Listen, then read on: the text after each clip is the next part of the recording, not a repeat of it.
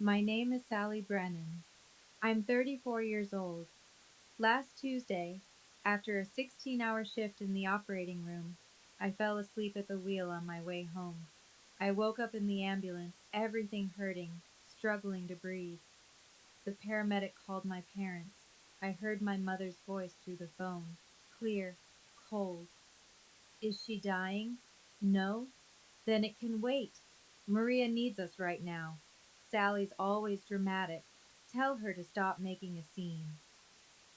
They were 25 minutes away, holding my sister Maria's hand, because she'd gotten a $385 traffic ticket and was having what they called a complete meltdown.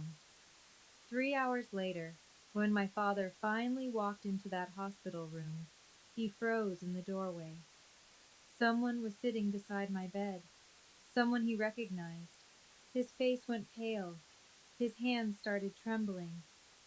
You, what are you, Sally? Why is she here? And from that moment, everything officially changed. Now let me take you back to where it all began.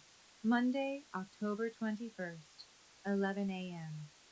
I clocked in at Metropolitan General Hospital for what the schedule called a routine trauma rotation. There's no such thing as routine in trauma surgery. By 11:47 a.m., I was already in operating room 2. A 32-year-old man, car accident on the expressway, 3 broken ribs, punctured lung, the same injuries I'd have 24 hours later, though I didn't know that yet. I remember standing over him, my hands steady, making the incision. The attending beside me was Dr. James Kowalski, 29 years old, still learning. I'd trained him myself. Dr. Brennan, he said, chest tube placement looks clean. You want me to close? You do the honors, I told him. You've earned it. The surgery took 4.5 hours. The patient lived. That's all that matters in my line of work. I scrubbed out at 4:18 p.m., checked my phone. Text from my mother, sent at 3:47 p.m. Sally, we're taking Maria to that new Italian place tomorrow for lunch. Wish you weren't always so busy.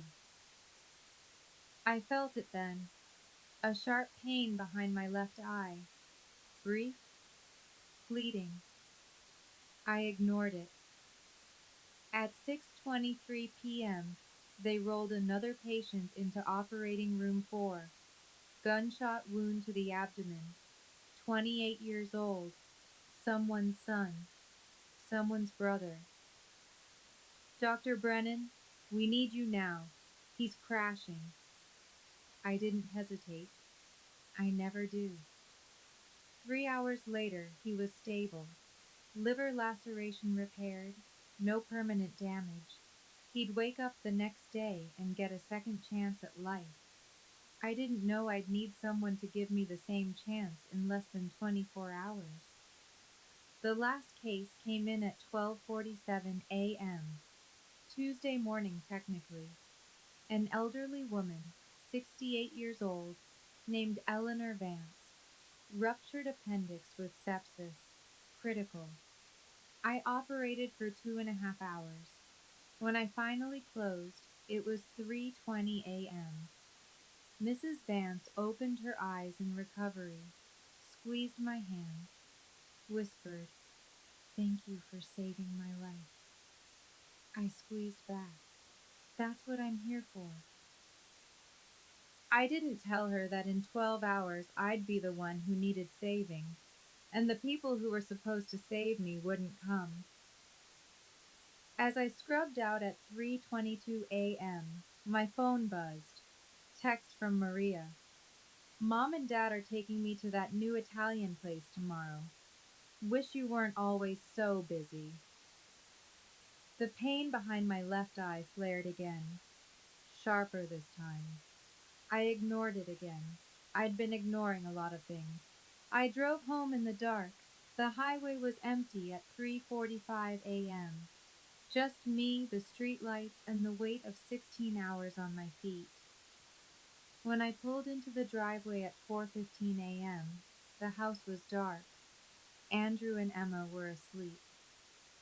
Our daughter's nightlight glowed pink through her bedroom window. I sat in the car for a moment, checked my phone. A text from my mother, sent at 11:32 p.m. the night before. Honey, can you send an extra $500 this month? Maria's car insurance went up. You know how tight things are for us.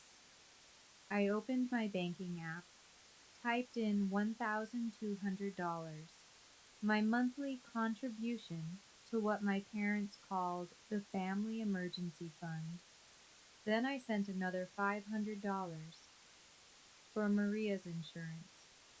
Total $1,700.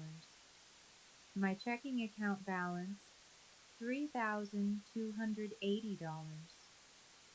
I'd made that transfer 84 times before, once a month for 7 years. $1,200 times 84 months equals $100,800, plus the emergencies, the one-time requests that came 3 times a month. I'd stopped counting those years ago. I sat there in my car, staring at the screen. The loan summary was still open in another tab. The $186,000 refinance loan I'd co-signed in March 2017. Original balance $186,000. Amount my parents had paid $0. Amount I'd paid $43,700.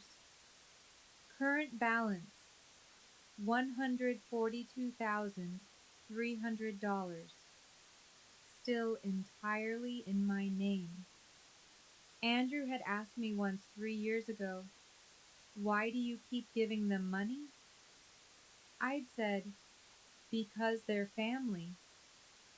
He'd said, "Family doesn't bleed you dry, Sally." I didn't have an answer, so I just kept paying. I went inside, kissed Emma's forehead. She smelled like lavender shampoo and innocence. 5 years old, too young to understand that her mother was teaching her a terrible lesson, that love means erasing yourself, piece by piece, until there's nothing left. I thought, what kind of mother am I becoming? The headache pulsed, harder than before. I took 2 Tylenol and went to bed. I had to be back at the hospital at 2 p.m., just 10.5 hours between shifts. I set my alarm for 12:30 p.m., 8 hours of sleep, maybe. I slept for 7 hours and 45 minutes. Tuesday morning, 7:15 a.m. My alarm didn't go off. I woke up to Emma shaking my shoulder. "Mommy, we're going to be late for school." I jolted awake, looked at my phone. I'd slept through the alarm. Andrew was already gone. He'd left a note. "Didn't want to wake you. You needed the rest. I'll pick up Emma after work. Love you." I made breakfast, poured cereal. Emma ate in silence, swinging her legs under the table. "Mommy, why do you look sad?" "I'm not sad, sweetie. Mommy's just tired." "You're always tired." She was 5 years old, and she was right. At 7:48 a.m., my phone buzzed. Text from my mother. "Sally, did you send the money? Maria's insurance company called. They need payment by Friday or they'll drop her." I didn't respond. I'd already sent it. I drove Emma to Riverside Elementary, dropped her off at 8:03 a.m. She turned and waved before running inside, her little backpack bouncing. I drove to the hospital. I had 3 consults scheduled, a tumor board meeting at 2 p.m. The headache was back, a constant throb behind my left temple. I stopped at a gas station. bought a large coffee and a bottle of Tylenol, took 2 pills dry. By noon, the pain was an 8 out of 10. By 3:30 p.m., I was on the floor of the doctor's lounge and someone was screaming my name. But let me back up, because what happened in those 3 hours is important. At 2 p.m., I walked into the tumor board meeting. 18 doctors. We were reviewing surgical cases. I presented a complex case, a pancreatic tumor, high risk patient. Halfway through my presentation, the room started spinning. I gripped the edge of the table, kept talking, finished the slide. Dr. Brennan, someone said, are you okay? Fine, I said, just tired. At 3:15 p.m., I excused myself, told them I needed to review some labs, walked to the doctor's lounge. The pain was blinding now, a railroad spike through my skull. I thought I should call someone. But who? Andrew was at work. My parents were, well, they were my parents. I sat down on the couch, just for a minute, just to close my eyes. The next thing I remember is Dr. Kowalski's face above mine, his voice distant, panicked. Sally! Sally, can you hear me? I tried to answer. My mouth wouldn't work. And then there was nothing but the sound of sirens and the taste of blood. I woke up in the ambulance. Everything hurt. Not the sharp, specific pain of a broken bone, the deep, wrong pain of something torn inside. I tried to breathe. My chest wouldn't expand, like someone was sitting on my ribs. A paramedic leaned over me. Young guy, maybe 25. His name tag said Morgan. Dr. Brennan, can you hear me? You were in an accident. We're taking you to Metropolitan General. Accident. The word floated in my head. I didn't remember an accident. What? My voice came out as a rasp. You were driving on Highway 290. Your car hit a telephone pole. Do you remember? I didn't. The last thing I remembered was sitting on the couch in the doctor's lounge. Then I realized I'd fallen asleep. Not on the couch, at the wheel. Time, I whispered. It's 3:52 p.m. 3:52 p.m. I'd left the hospital at when? 3:30? The drive home was 45 minutes. I'd made it 14 minutes before my body gave out. Morgan was doing something to my chest, pressing. It hurt. Everything hurt. You've got some broken ribs, Dr. Brennan. Possible pneumothorax. We're going to decompress on scene, okay? I nodded, felt the needle go in, felt air rush out of my chest cavity, felt the pressure ease, just slightly. Better? Yeah. Good. Now I need to call someone for you. Who's your emergency contact? I gave him my parents' number. Ronald and Patricia Brennan. It was habit, muscle memory. They were my parents. Of course they were my emergency contact. Morgan dialed, put the phone on speaker so I could hear. It rang. Once, twice, 3 times. Then my mother's voice, clear as crystal. Hello? Mrs. Brennan? This is Paramedic Morgan with Chicago Fire Department. I'm with your daughter Sally. She's been in a car accident and... Is she dying? The question hung in the air. Blunt. Clinical. Ma'am, she has significant injuries and needs immediate... Is she dying? Yes or no? Morgan looked at me. I could see the confusion in his eyes. No, ma'am, but she's in serious condition. Then it can wait. Maria needs us right now. Sally's always dramatic. Tell her to stop making a scene. I heard my father's voice in the background. Who is it? It's about Sally. She's fine. She had a fender bender or something. Mrs. Brennan, Morgan said, his voice tight. This isn't a fender bender. Your daughter has. Click. She hung up. Morgan stared at the phone, then at me. Did she just. Did she hang up? I closed my eyes. Yeah. Should I call back? No, because I knew. They weren't coming. Not for me. Not when Maria needed something. Not for a $385 traffic ticket. And certainly not for her older sister, who was, as always, being dramatic. They loaded me into the ambulance at 4:02 p.m. The drive to Metropolitan General took 16 minutes. During those 16 minutes, Morgan tried calling my parents 2 more times. Voicemail. Both times. At 4:18 p.m., we arrived at the ER. They wheeled me into Bay 3. Dr. James Kowalski was waiting. The same resident I'd trained. The same kid I'd let close on the chest tube just yesterday. Now he was looking at my CT scan. Sally, he said quietly, you've got 3 fractured ribs, hemothorax, about 800 milliliters of blood in your chest cavity, and your spleen is lacerated, grade 3. I knew what that meant. I'd treated dozens of patients with the same injuries. It meant surgery. Soon. How long do I have? An hour, maybe 2 before it becomes critical. We need to get you to OR. Call Andrew. Already did. He's on his way.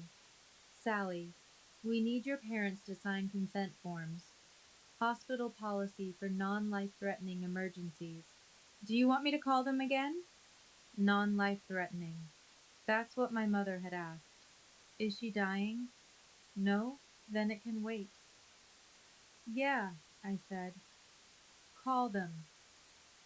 James stepped out. I heard him on the phone. Mrs. Brennan, this is Dr. James Kowalski at Metropolitan General Hospital. Sally was in a serious car accident. She has internal bleeding and needs emergency surgery within the hour. Pause. Yes, ma'am. She's conscious, but she has significant injuries. Pause. I understand you're dealing with something, but this is time sensitive. We need family consent to proceed with. Pause.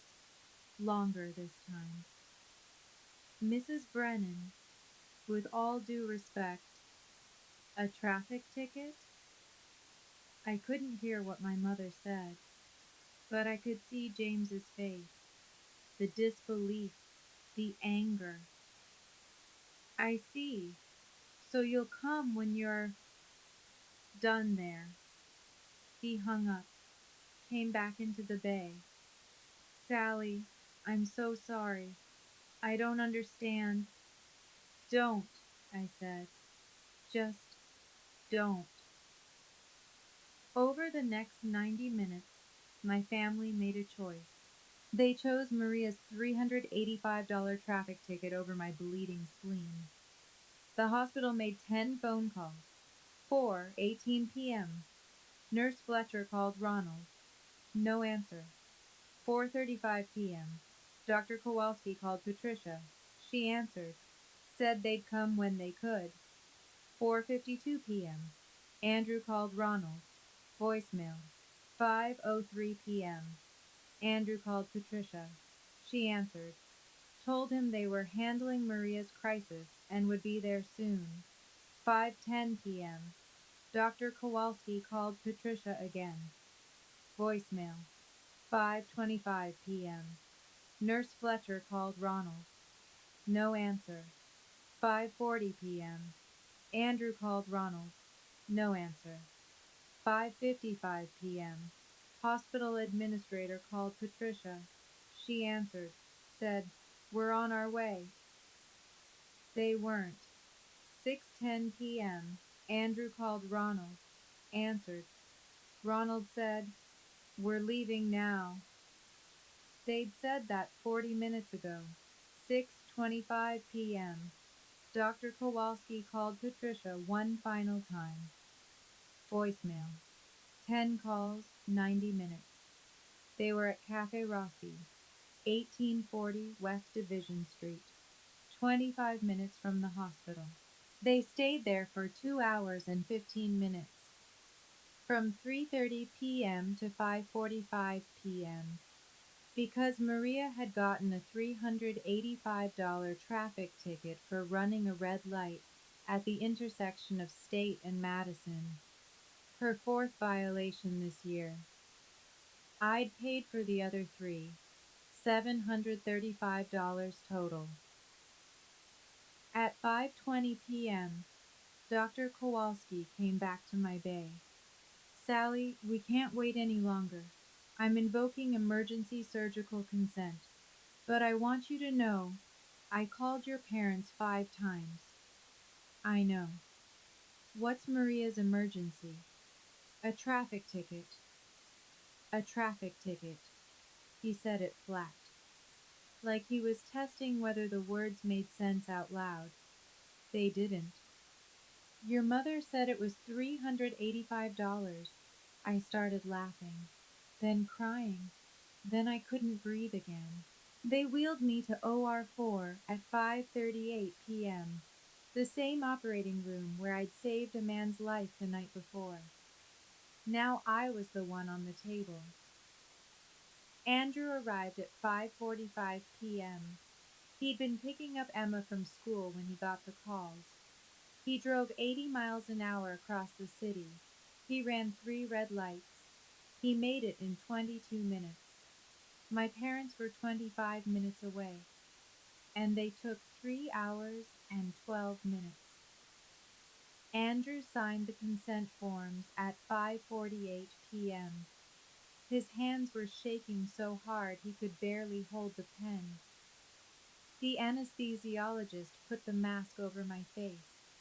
I counted backward from 10. 10, 9, 8. The last thing I thought was, "They're not coming." I woke up at 8:32 p.m. in the ICU, Bay 6. The surgery had taken 2 hours and 12 minutes. Dr. Raymond Castellano, the attending trauma surgeon, had repaired my spleen, inserted a chest tube, stabilized my ribs. I'd received 2 units of blood. I'd lived. Andrew was sitting beside my bed. His eyes were red. He hadn't shaved. He was wearing the same clothes from this morning. "Hey," I whispered. He grabbed my hand, kissed my knuckles, started crying. "You scared the hell out of me." "Sorry." "Don't apologize. Just don't do that again." "Deal." "Your parents?" "Don't." "Sally, they didn't get here until 6:50. You were already in surgery. And when they walked into the waiting room, you know what your mother's first words were?" I didn't want to know. She asked if the car was totaled, because if it was, insurance should cover a replacement. She wanted to know if your policy was comprehensive. I closed my eyes. She asked about the car. Yeah. Not about me. Not first, no. I should have been surprised. But I wasn't, because that's who they'd always been. I'd just spent 34 years pretending otherwise. "Andrew," I said, "I need you to do something for me." "Anything." "Call Dr. Hartwick. Tell her I need to see her. Tonight if possible." "Doctor." "Hartwick? Your boss?" "Yeah." "Sally, what's going on?" I looked at him. really looked at him. This man who'd driven 80 miles an hour across Chicago, who'd run red lights, who'd signed consent forms with shaking hands. This man who'd shown up. I'm done, I said. I'm done paying. I'm done pretending. I'm done being the good daughter who erases herself so they can keep pretending Maria is fine and I'm the problem. Okay? I'm going to need witnesses. I'm going to need records. And I'm going to need you to trust me. I trust you. Call Dr. Hartwick. He called. She came. And when my parents finally walked into that ICU room the next morning, they found someone sitting beside my bed. Someone they recognized. Someone they feared. Dr. Evelyn Hartwick, Chief Medical Officer, my boss, my witness, and the woman who would help me end this. Let me take you back 7 years. March 2017. I was 27 years old. I'd just finished my residency at Metropolitan General. I'd accepted a position as an attending trauma surgeon. My starting salary was $68,000 a year. I thought I was rich. My parents invited me to dinner. Sunday, March 18th, 2017, 6 p.m., their house on Maple Street. My father made pot roast. My mother set the table with the good china. Maria wasn't there. She was out with friends. That should have been my first clue. We ate, we talked. They asked about my new job. I told them about the hours, the patients, the cases. Then, over coffee, my father slid a folder across the table. Sally, he said, we need to talk about something. Inside the folder were loan documents, a mortgage refinance, $186,000. What's this? We're refinancing the house. Your mother's knee surgery last year cost more than we expected. We've got some credit card debt. We're struggling. I looked at the papers. The interest rate was high, 7.2%. Dad, this rate is terrible. We don't have perfect credit, Sally. You know that. But you do. I looked up. Me? We need a cosigner. Someone with good credit to help us get approved. It's just a formality. We'll make all the payments, but the bank won't approve us without a cosigner. My mother reached across the table, took my hand. Sally, honey, we wouldn't ask if we weren't desperate. This is just temporary. 6 months, maybe a year. Then we'll refinance again in our own names. But right now, we need you. I was 27. I'd just finished 7 years of medical school and residency. I was tired. I wanted to help. What's the monthly payment? $1,156. And you can afford that? Absolutely. Your father's pension and my part-time job will cover it. We just need you to co-sign. I should have asked more questions. I should have demanded to see their bank statements. I should have insisted on a contract, a payment plan, something in writing. But I didn't, because they were my parents. And parents don't lie to their children. Except mine did. I signed on line 23, right next to my father's signature. Thank you, honey, my mother said. You have no idea what this means to us. It's temporary, my father said. We'll pay it off in 5 years maximum. Temporary. 7 years later, they still hadn't paid a single dollar. Within 6 months, I got the first email from the bank. Payment overdue. I called my father. Dad, the bank says the mortgage payment is late.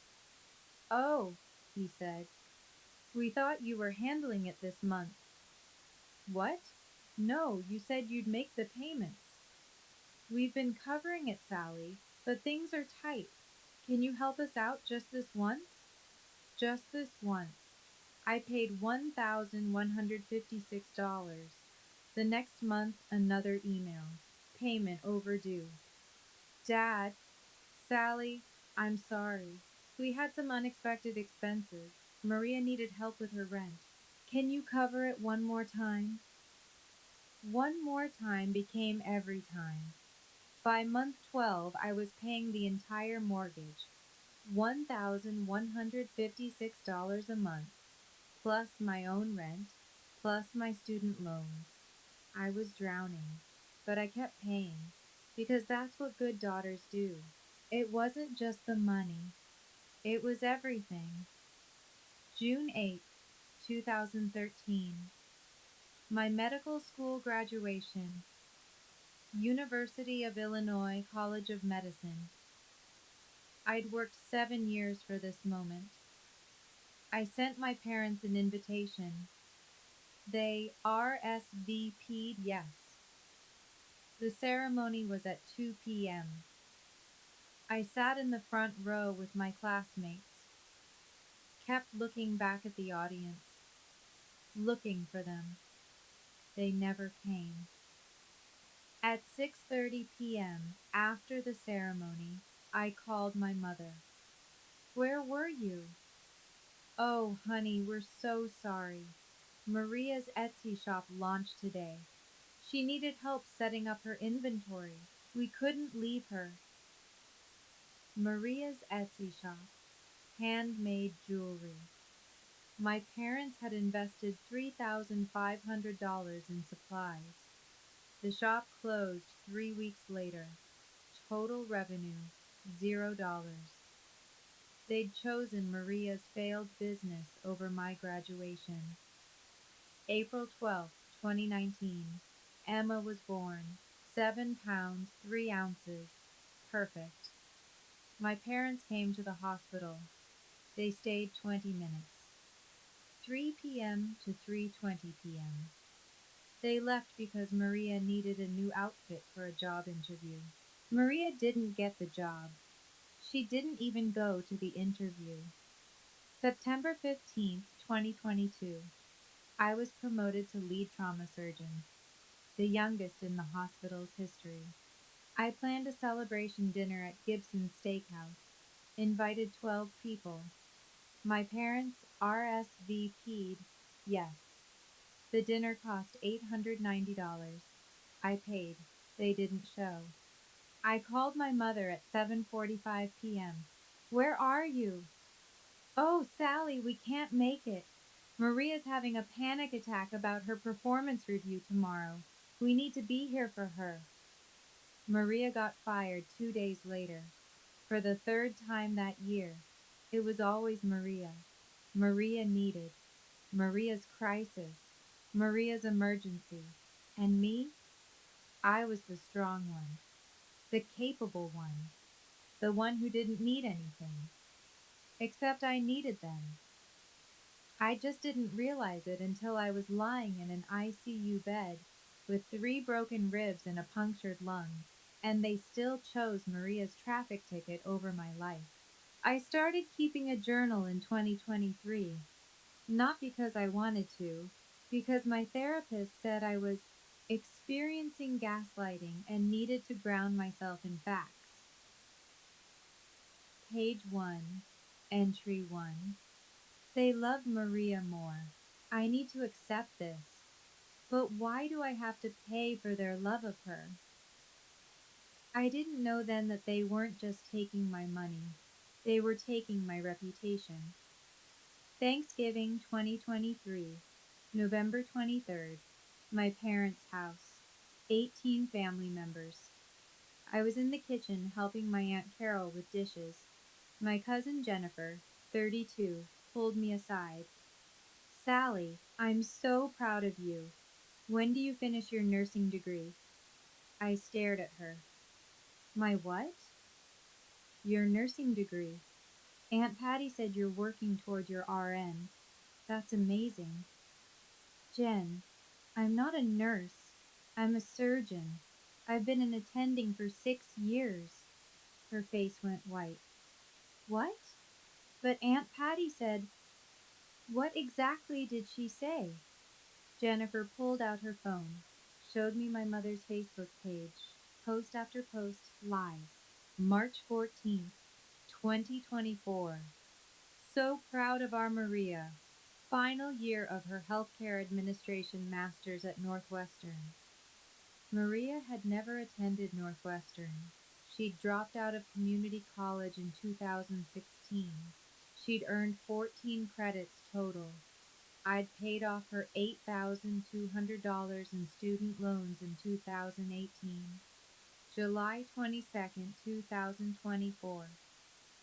Maria volunteering at Children's Hospital today, following in the family medical tradition. Maria had never volunteered. She couldn't handle the sight of blood. There was no family medical tradition. I was the only medical professional in our family. October 20th, 2024, 2 days before my accident. Prayers for our family. Sally is going through a difficult time with work stress. Maria has been so supportive, really stepping up. I wasn't going through a difficult time. I just worked a 16-hour shift saving 3 lives. Maria's idea of stepping up was asking for $500 for car insurance. I scrolled through 27 posts over 18 months, 14 major lies. My mother had created an entire fictional life for Maria. Graduate school, volunteering, career success. And for me, I was demoted, nurse instead of surgeon, stressed instead of accomplished, disconnected from family instead of the person funding their entire lifestyle. They were ashamed of me, not because I'd failed, because I'd succeeded without needing them, and they couldn't allow that narrative to exist. June 14th, 2024. 4 months before my accident, I received a letter. Illinois Medical Society. I'd been nominated for the Outstanding Young Surgeon Award, under 40 category. Prestigious. The ceremony was June 14th, 2 p.m., Palmer House Hotel Grand Ballroom. I called my parents, told them, invited them. 6 weeks' notice. Of course we'll be there, my mother said. We wouldn't miss it for the world. June 14th arrived. I wore my best dress. Andrew wore a suit. Emma wore a pink dress with white ribbons. We arrived at the Palmer House at 1:30 p.m.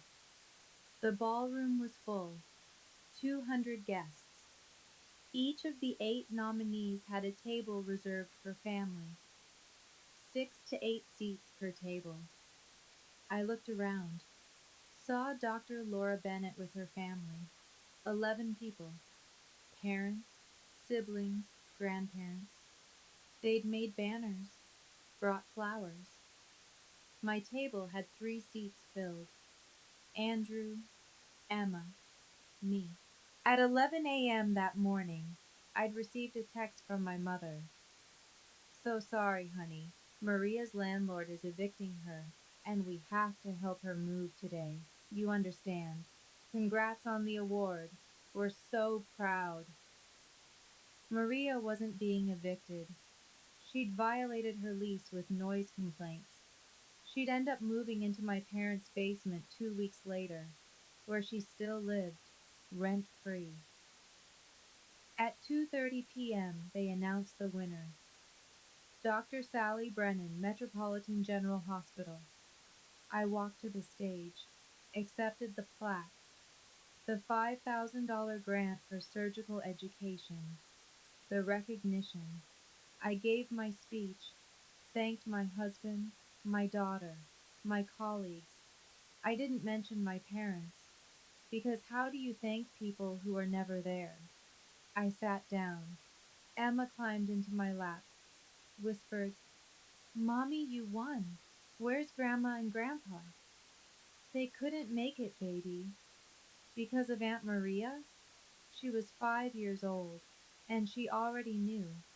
That night, I got a Facebook message from my mother. Not congratulations, just, did you see Maria's post? She's really struggling. Can you send $800?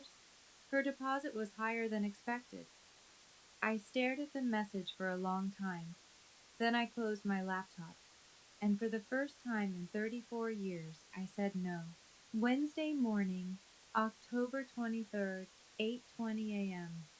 I woke to voices outside my ICU room. My parents arguing with someone.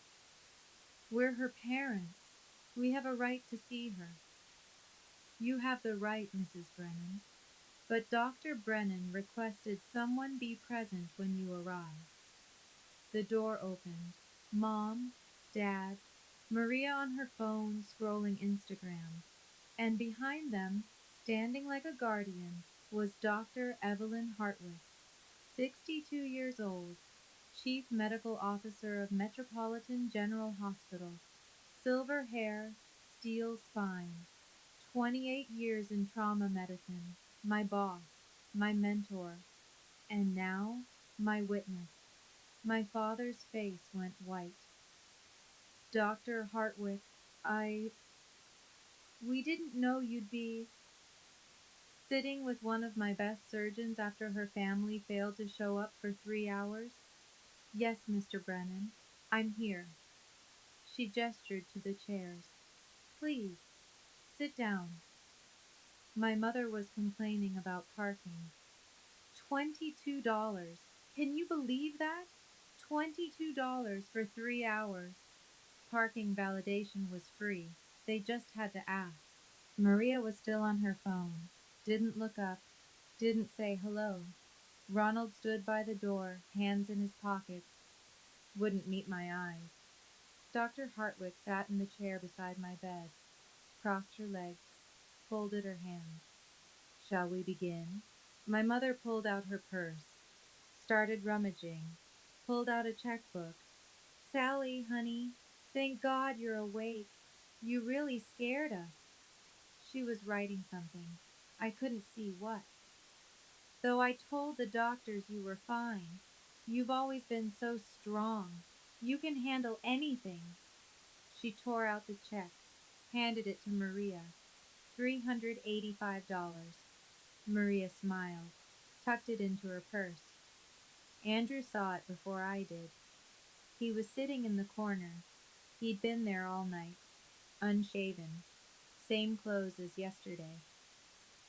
Wait, Patricia, is that the account Sally set up? My mother blinked. Well, yes, it's the family account.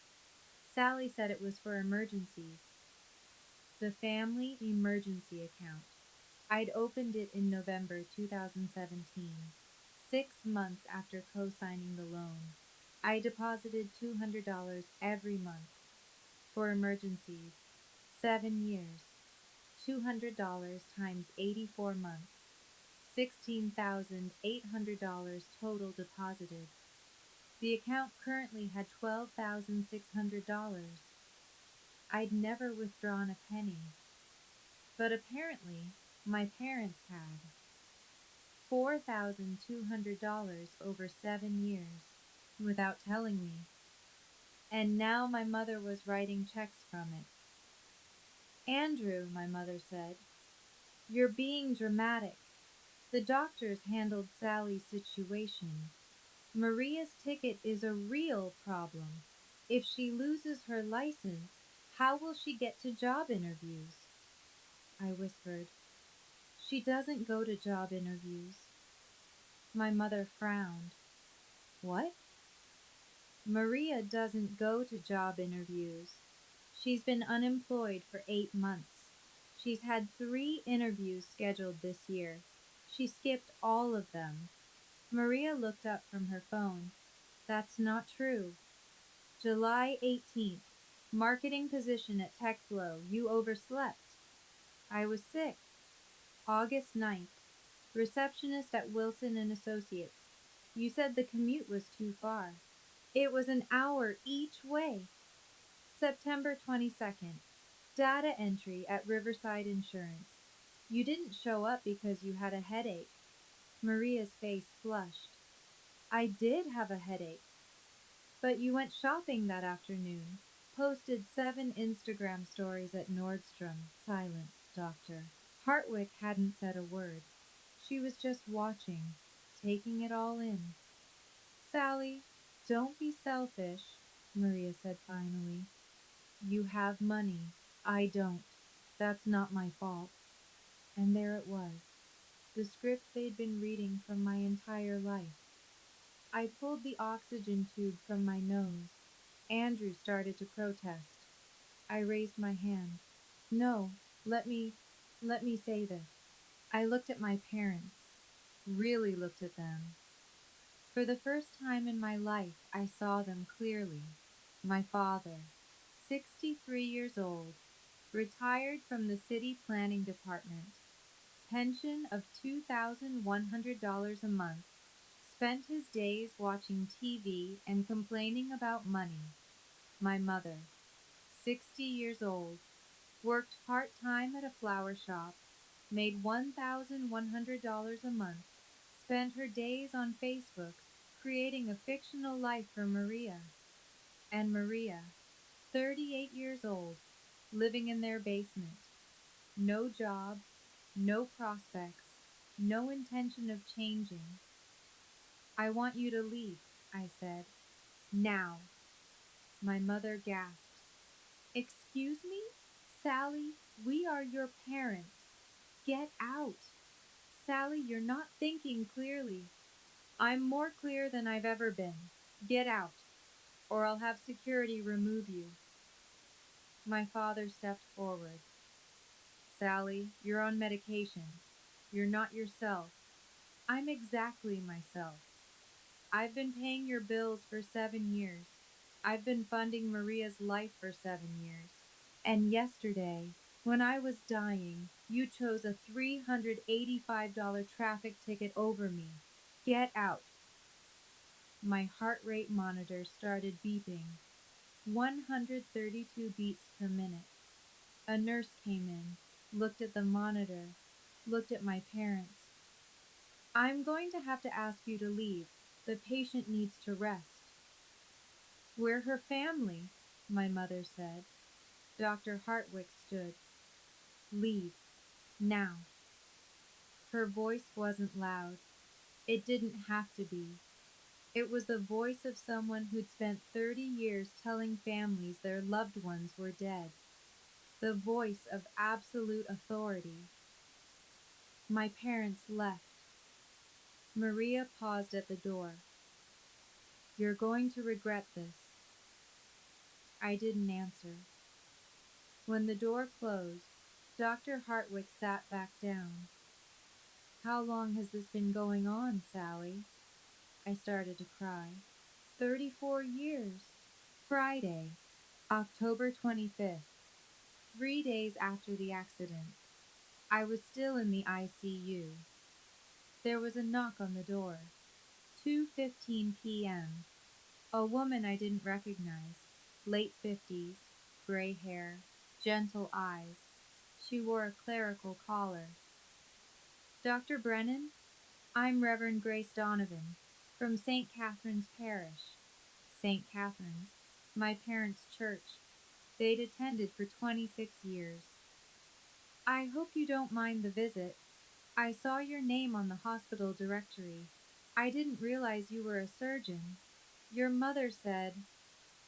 She trailed off, looked uncomfortable. What did my mother say? That you were a nurse, having gallbladder surgery, routine. Of course she did. I'm a trauma surgeon, I said, and I was in a car accident. 3 broken ribs, punctured lung, lacerated spleen. I nearly died. Reverend Donovan sat down. Oh my God.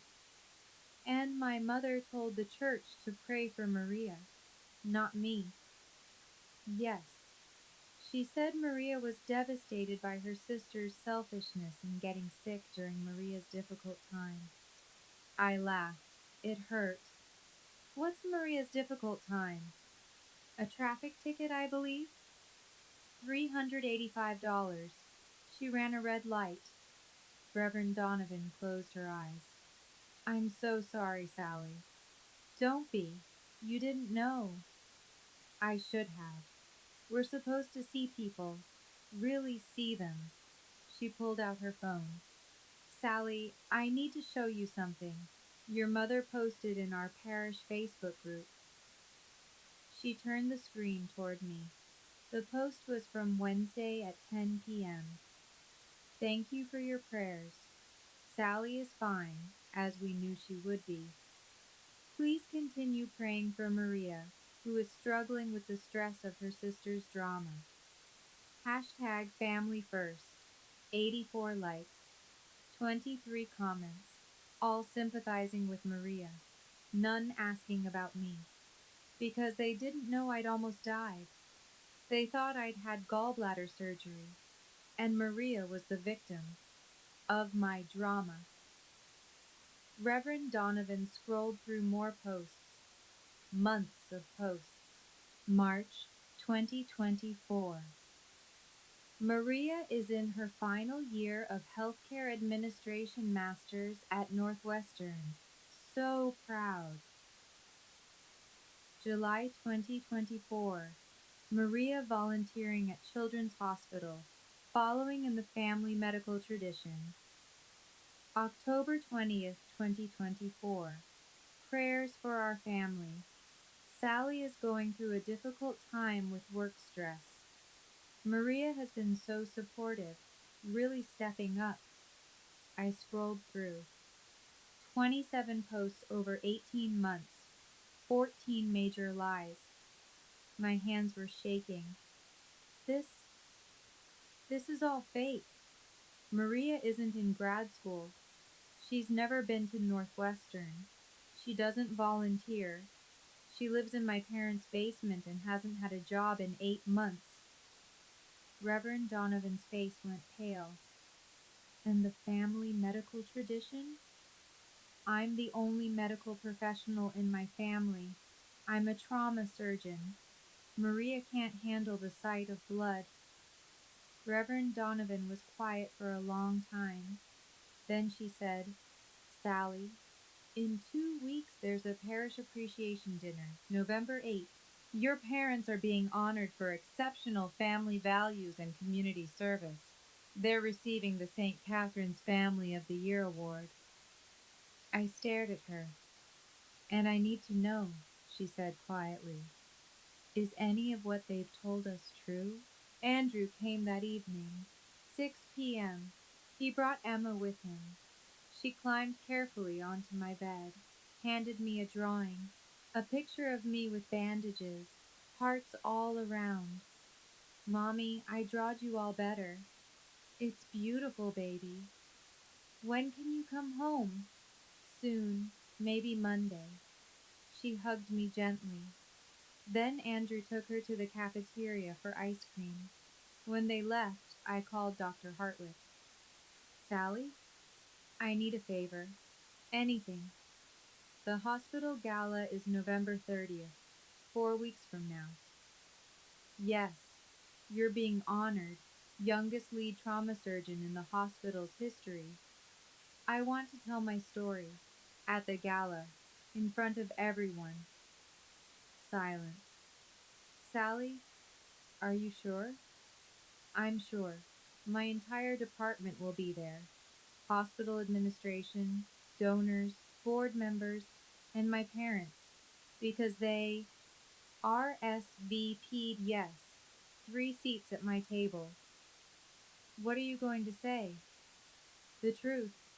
All of it. With receipts. Receipts? Bank statements, loan documents, text messages, emails, Facebook posts. 7 years of evidence. Another pause. This will be public, Sally. Once you do this, there's no going back. I know, that's the point. Okay, I'll help you. What do you need?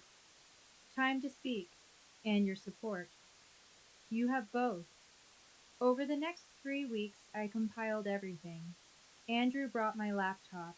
I logged into my bank accounts, downloaded 7 years of statements, $1,200 per month, 84 months, $100,800.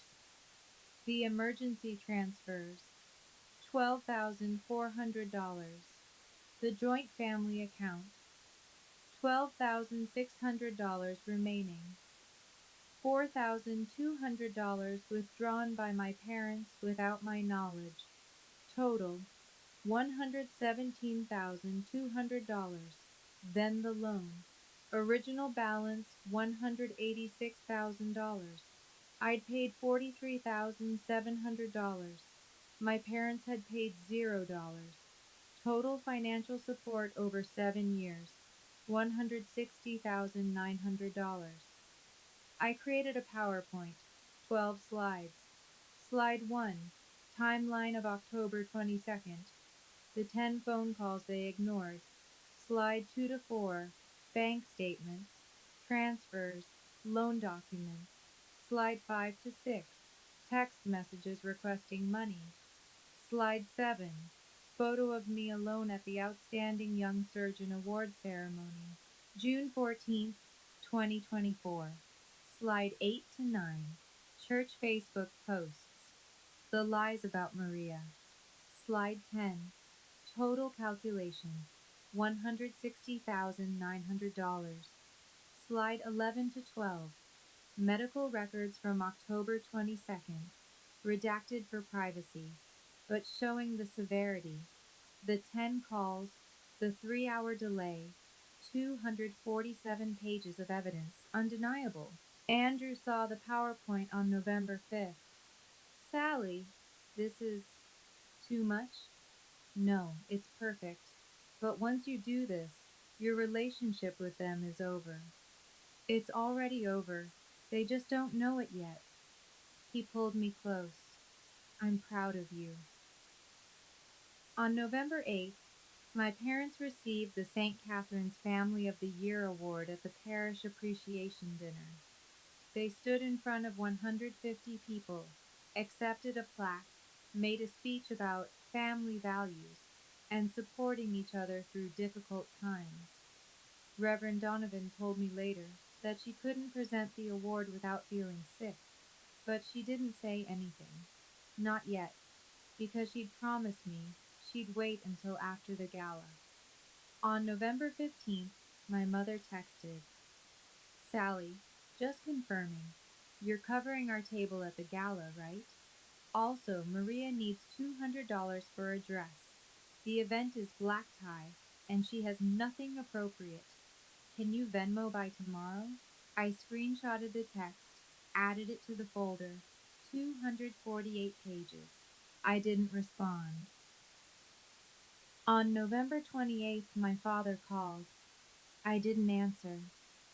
He left a voicemail. Sally, we haven't heard from you in weeks. We're worried. Call us back. Also, we need to know where we're sitting at the gala. Are we at your table?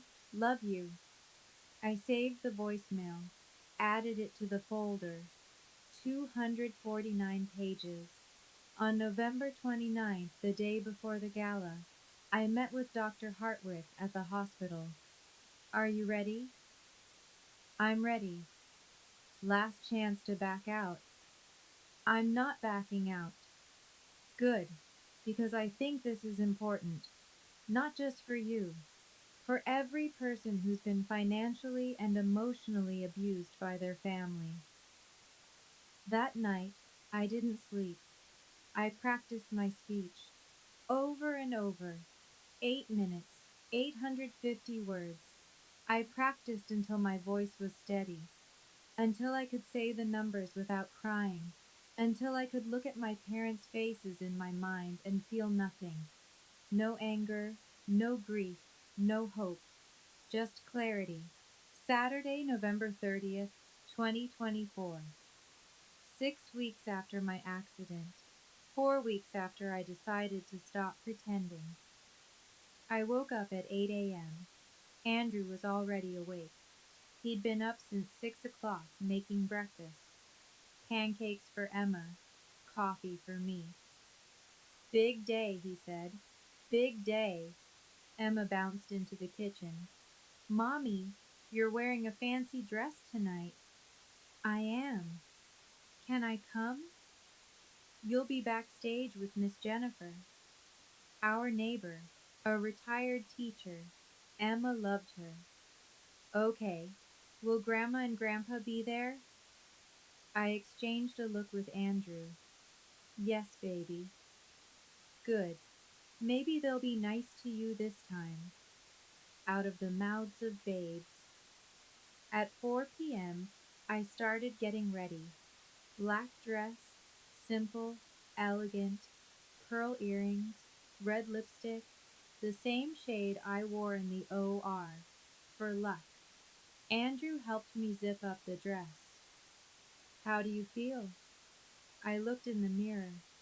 For the first time in 7 years, I looked like someone who knew her worth. Powerful. We left at 5:30 p.m. The Langham Hotel was 20 minutes away. The gala started at 6:30 p.m. We arrived at 6 p.m. The grand ballroom was stunning.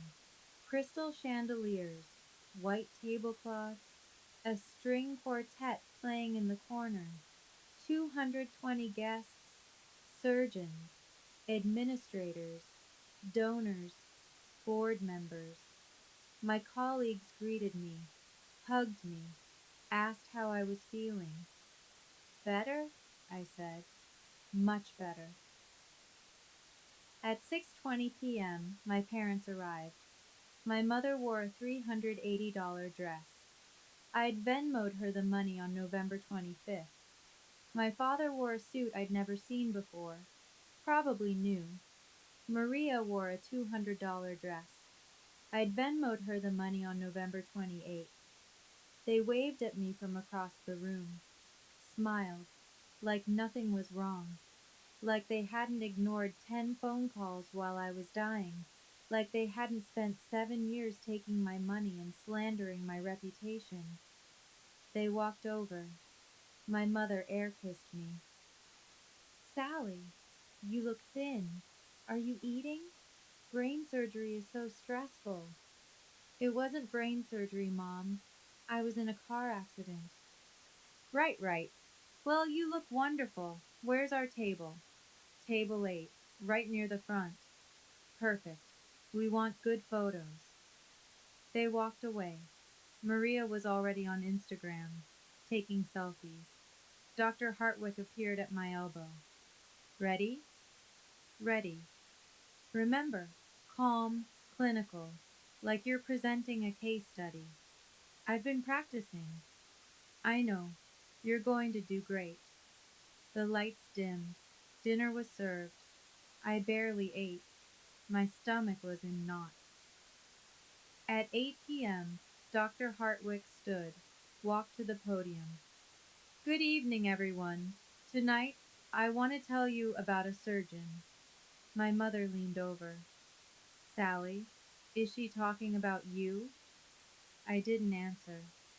Dr. Hartwick continued. A trauma surgeon who saved 3 lives in 16 hours and then collapsed. My father shifted uncomfortably. And when she called for help, the people who were supposed to love her most didn't come. My mother whispered, Sally, what is this? I looked at her. This is the truth. Dr. Hartwick's voice was steady, clinical, like she was presenting a case study in a medical journal. 7 phone calls in 43 minutes. The patient's colleague saved her life. Her blood family? They arrived 3 hours late, after the surgery was over. The ballroom was silent. 220 people. You could hear breathing. And the first thing they said was not, thank God you're alive. It was, "Can you write a check?" Gasped. Murmurs. My mother grabbed my wrist. "Sally, stop this." I pulled away. Dr. Hartwick looked at me. "Dr. Sally Brennan, would you please join me?" I stood.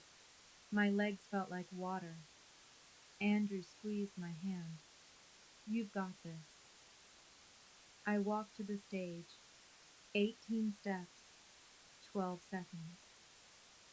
The applause started. Colleagues, friends, people who knew my work. 35 seconds of standing ovation. I took the microphone, looked out at 220 faces, most of them supportive, some confused, and 3 faces at table 8, my parents, Maria, frozen. "Hello, Mom, Dad." "Maria, thanks for coming tonight. I'm glad you're here, because there are some things I need to say, and 220 witnesses seems about right." I clicked the remote. The first slide appeared on the screen behind me. October 22nd, 2024. Timeline 3:42 p.m. Paramedic calls. Ronald. No answer. 3:46 p.m. Nurse calls Patricia. Declined. 3:51 p.m. Andrew calls Ronald. Voicemail. 3:55 p.m. Dr. Kowalski calls Ronald. No answer. 4:02 p.m. Andrew calls Patricia. "We're busy." 4:18 p.m. Nurse calls Ronald. No answer. 4:35 p.m. Dr. Kowalski calls Patricia. "We'll come when we can." 4:52 p.m. Andrew calls Ronald. Voicemail. 5:10 p.m. Dr. Kowalski calls Patricia. No answer. 6:25 p.m. Andrew calls Ronald. "We're on our way." 6:50 p.m. Parents arrive. 3 hours, 8 minutes after first call. Murmurs through the audience. "This is a timeline," I said. October 22nd. 10 phone calls. 90 minutes. While I had 3 broken ribs and a punctured lung and was bleeding internally. Click.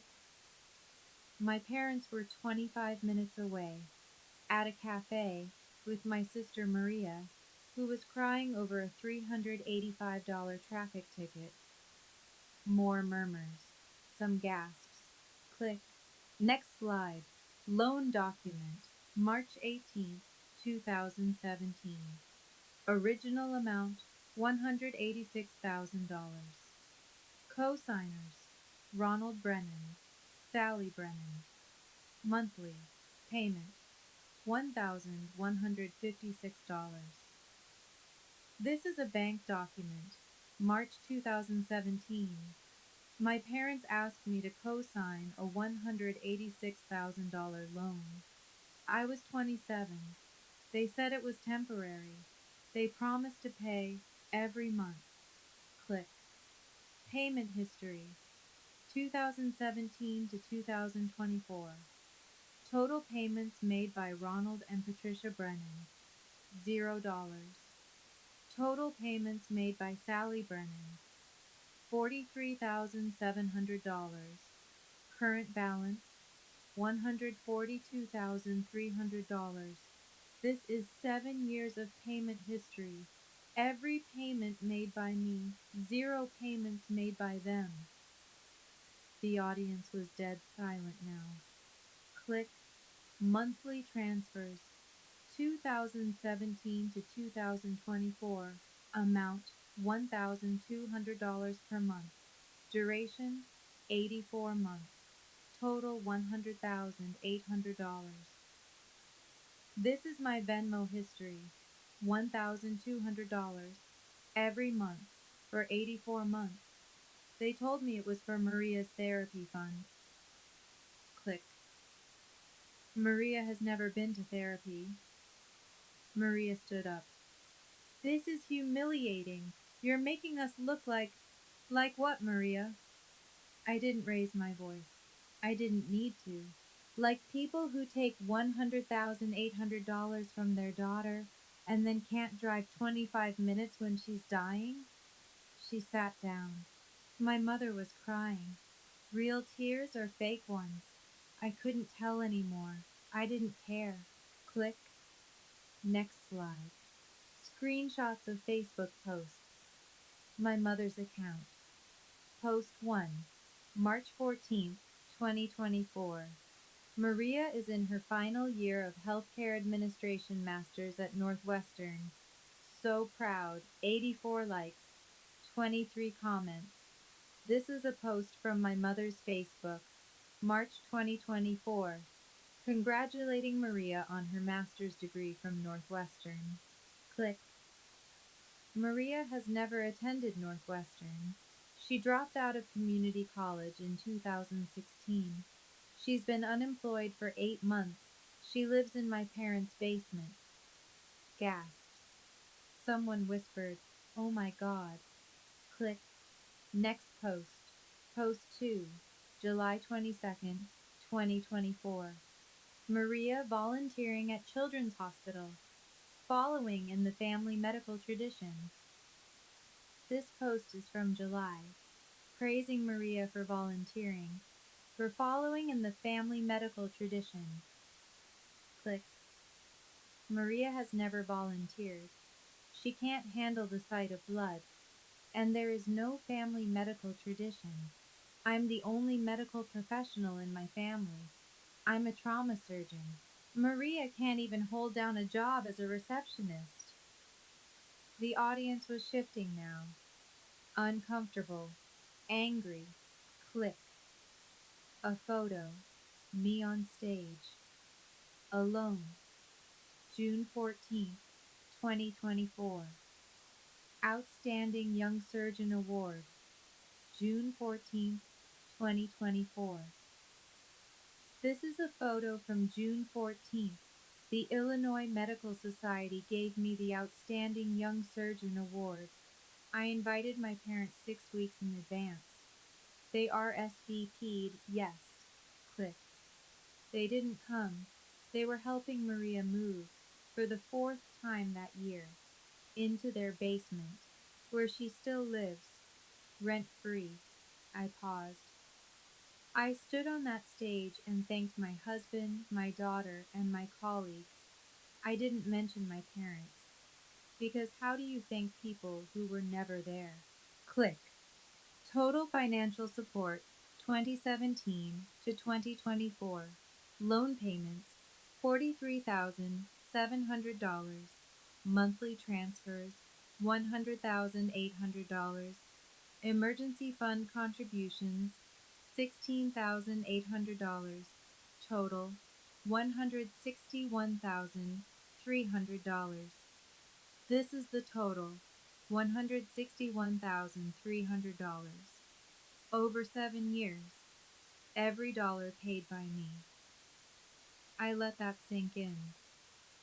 $161,300 divided by 2,920 days equals $55.24. That's what my family cost me, per day, for 7 years. Click. I'm a trauma surgeon. I make life or death decisions. I've held beating hearts in my hands. I've told families their loved ones didn't make it. And I could do all of that. But I couldn't say no to my parents. I looked at my mother. Until now. My father stood, grabbed his coat. We're leaving. This is abuse. Dr. Hartwick stepped to a second microphone. Mr. Brennan, sit. Down. I'd never heard her use that tone. The CMO tone. The you will comply tone. We are not finished. Your daughter saved 3 lives the night before she nearly died. She collapsed in this hospital. She was saved in this hospital. By her colleagues, not by you. And you want to leave because she's telling the truth? My father sat. Dr. Hartwig looked at the audience. Three of Sally's colleagues would like to speak, starting with Dr. James Kowalski, the surgeon who found Sally and called you 7 times.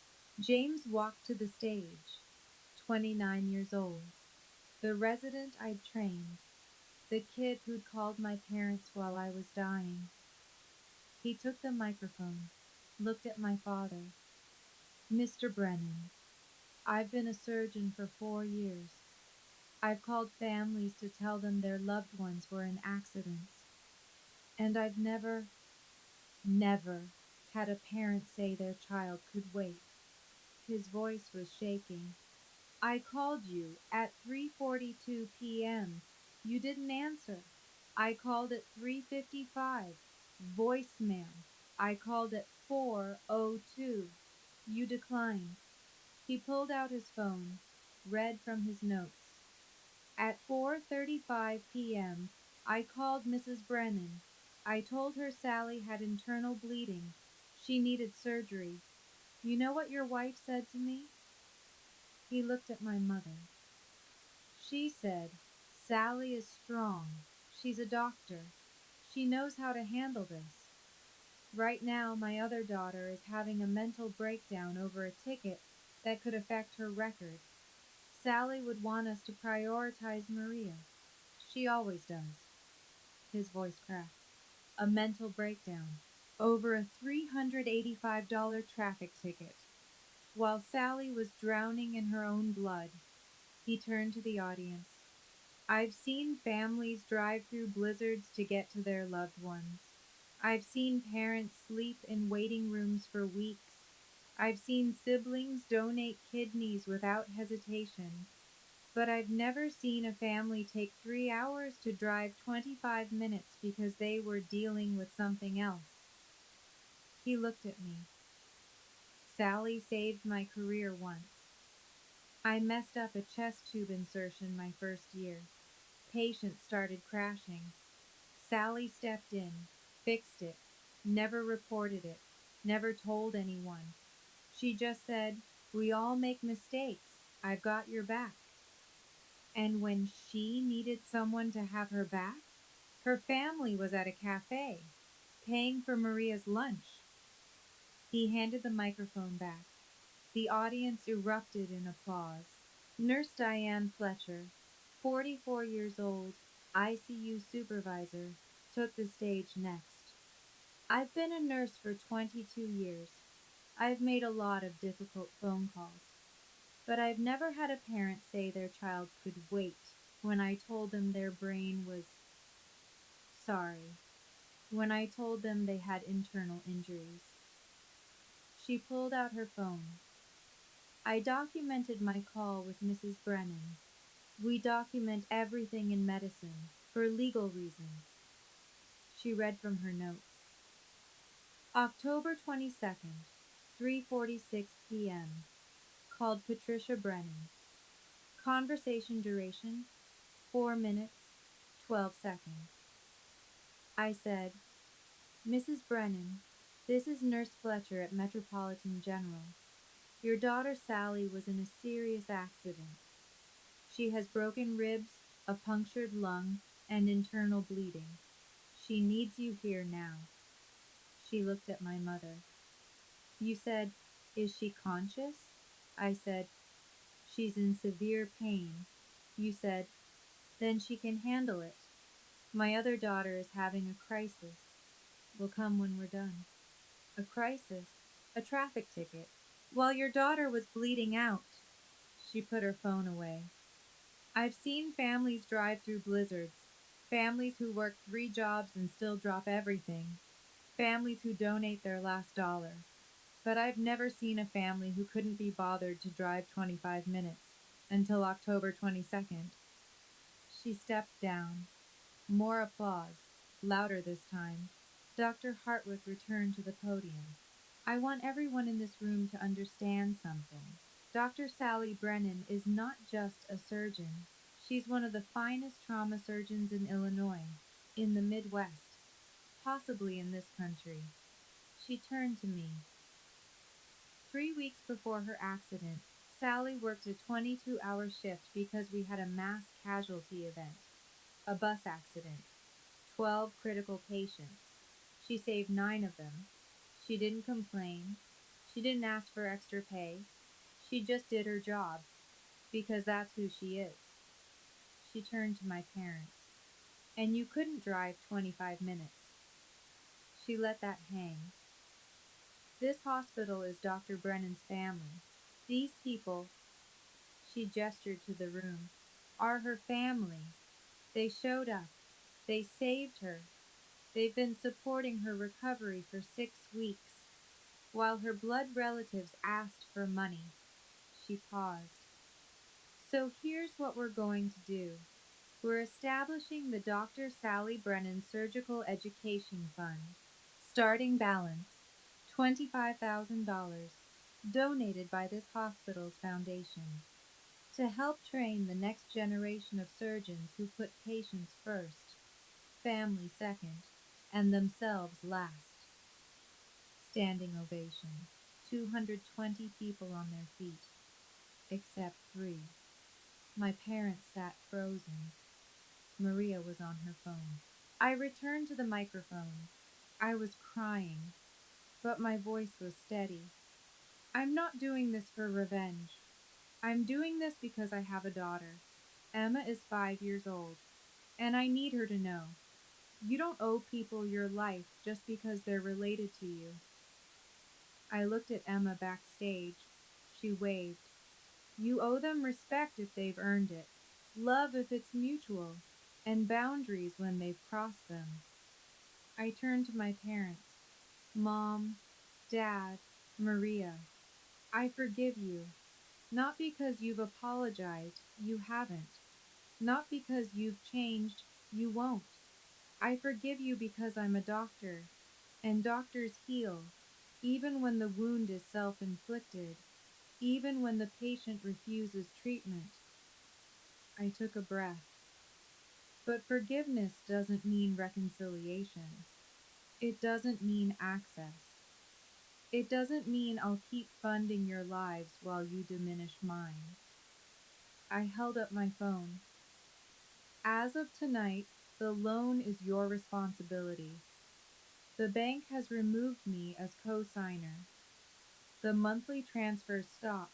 The emergency fund is closed, and this, I held up my phone, is the last time you'll see my number call you, unless you change, fundamentally, permanently, provably.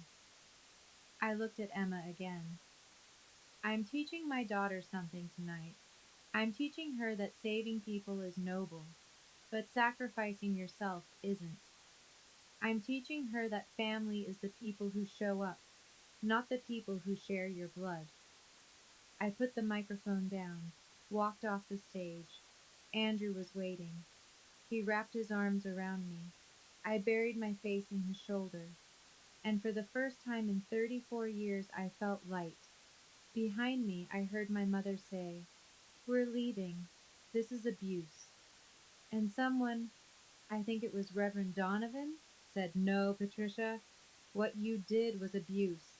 This is consequences." By 11 p.m., the gala was over. By 11:47 p.m., 18 of the 32 videos recorded were posted on Facebook, Instagram, and TikTok. I'd given permission at the start of my speech. Signed releases. I wanted this public. By Sunday morning, 8 a.m., the combined view count was 340,000. By Sunday evening, 8 p.m., it was 892,000. The comments were overwhelming. 12,400 and counting. Andrew showed me his phone Sunday morning. You've gone viral. Is that good? Look at the comments. I scrolled. This woman is a hero. Her parents are monsters. I'm a nurse and I'm sobbing. She deserves better. $161,000. And they couldn't drive 25 minutes? I hope they lose everything. My daughter is a doctor. If I ever treated her like this, I'd deserve worse than public humiliation. My phone was ringing. Unknown numbers. Reporters, probably. I turned it off. Monday morning, 9:20 a.m. My phone rang. Blocked number. I almost didn't answer. Then I thought, what if it's the hospital? I picked up. Dr. Brennan? Yes. This is attorney Michael Greenspan. I represent your parents. They're requesting a cease and desist regarding the videos from Saturday's event. I smiled. The videos I explicitly gave permission to record? The videos showing documented financial records that I own? Good luck with that, Mr. Greenspan. Dr. Brennan. Tell my parents if they want to sue me, they're welcome to try. I have 249 pages of evidence, 7 years of bank statements, recorded phone calls, documented lies, and 220 witnesses. See you in court. I hung up. Andrew looked at me. That was hot. I laughed. For the first time in weeks, I actually laughed. Tuesday, December 3rd. My lawyer called. Sally, good news. The bank agreed to remove you from the loan. Your parents are now solely responsible for the $142,300 balance. Can they afford it? The monthly payment is $2,680. Based on their income? No. What happens if they can't pay? They refinance. They sell the house. They downsize. They face consequences, like adults. I sat with that. Sally, it's not your problem anymore. I know, but it didn't feel real yet. Thursday, December 5th. I got a text from Maria. First contact since the gala. You ruined our lives. Mom and Dad might lose the house. Are you happy now? I stared at the text for a long time. Then I typed, I didn't ruin your lives. I stopped funding them.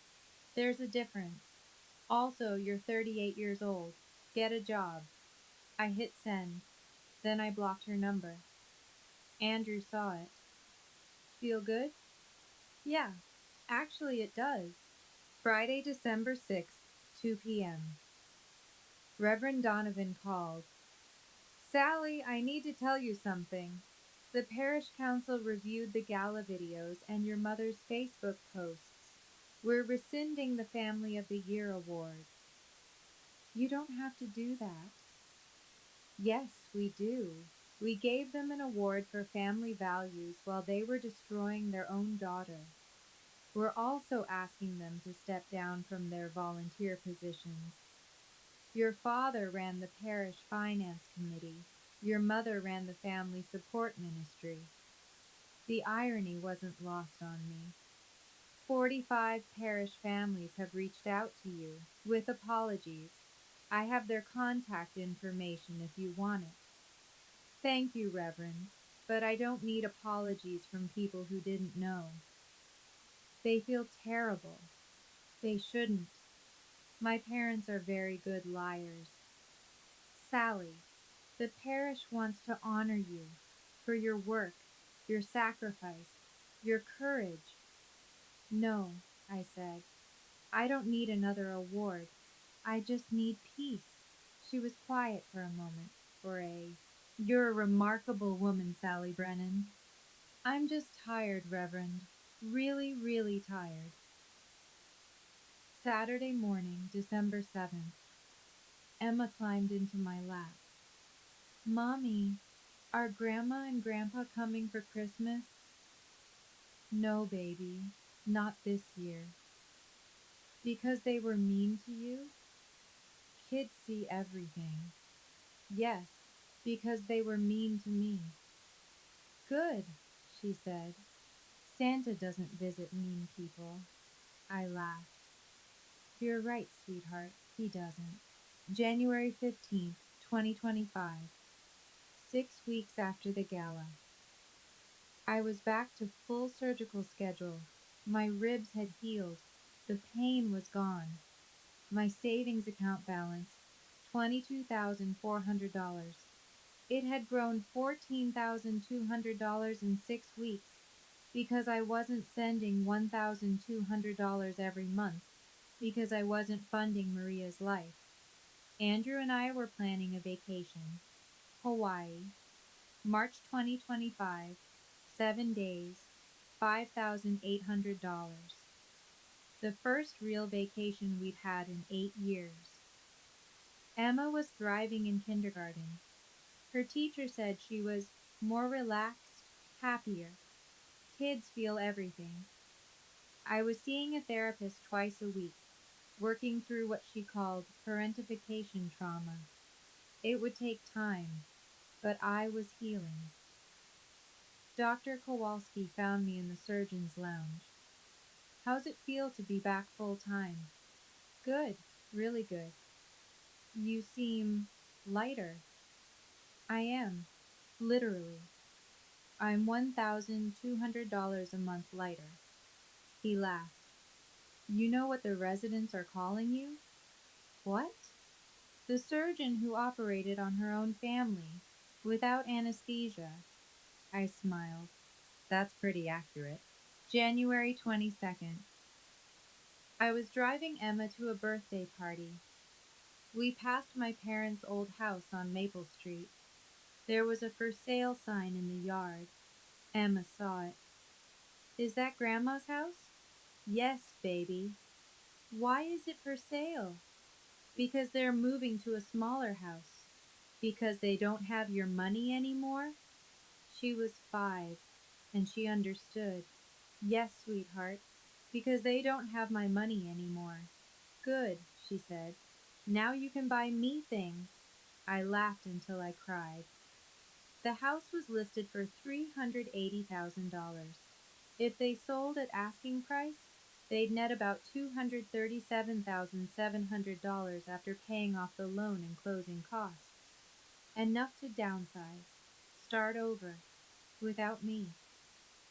I didn't tell Andrew I'd seen it. That night, I logged into my bank account.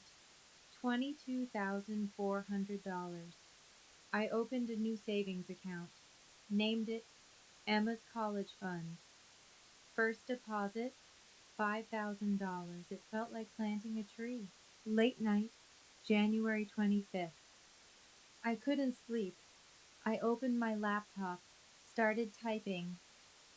Dear Mom and Dad, I'm not sending this, but I need to write it. You taught me that my worth was measured in what I could give, not who I was. And I believed you. For 34 years, I believed you. But here's what you didn't teach me. You didn't teach me that I deserve to be loved without conditions. You didn't teach me that no is a complete sentence. You didn't teach me that my career wasn't a burden to you. It was a threat. Because I succeeded without needing you. And that's unforgivable in your world. I'm not angry anymore. I'm just done. Sally. 847 words. I cried 4 times while writing it. I edited it 12 times. I never sent it.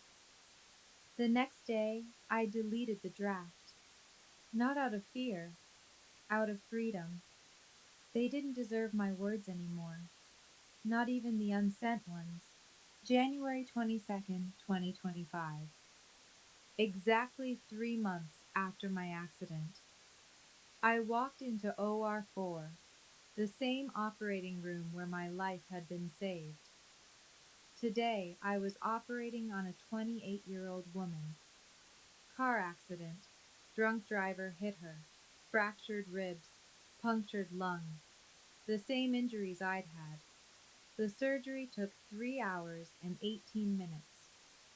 Successful. When I walked into the recovery room, her mother was there. The mother had driven 2 hours through a snowstorm. She'd been there before the ambulance arrived. She grabbed my hands, started crying. Thank you. Thank you for saving my daughter. I watched her hug her daughter. Real love, unconditional, present. Dr. Kowalski came up behind me. You good? Yeah, I'm good. Thinking about your parents? No, I said, and I meant it. I'm thinking about Emma, about the kind of mother I want to be. What kind is that? The kind who shows up. I scrubbed out, looked at my reflection in the steel. I had a thin scar on my left wrist from the accident. A reminder. My phone buzzed. Andrew, Emma wants to know if you're coming to her school play tomorrow. I smiled, typed back, front row, I'll be there. Because that's what family does.